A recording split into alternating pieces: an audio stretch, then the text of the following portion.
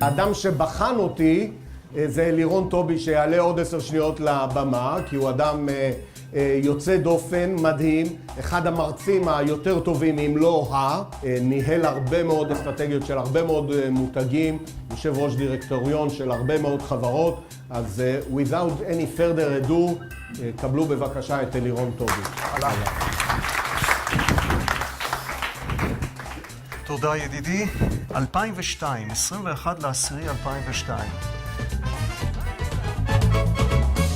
עבודת המותג נגמרה, שנה עבודה, והנה אנחנו חושפים את זה בפני צוות נטפים ישראל, 800 איש בערך. המוטיב של המותג היה כתום מסיבה פשוטה, אחת ויחידה, שזה הדבר הכי רחוק מהמקובל בתעשייה באותם הזמנים. והרעיון היה לתת בידול דרמטי. המותג זה מה שאתם רואים פה, זה האנשים. ואם לא תשיג את הרתימה המוחלטת של כולם, ולא בתיאוריה, אלא בחיים, לא תהיה לך חוויית מותג.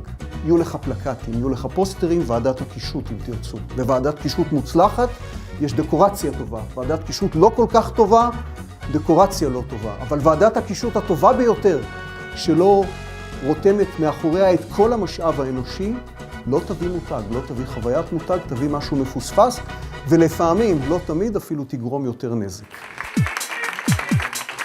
תודה רבה. תודה רבה.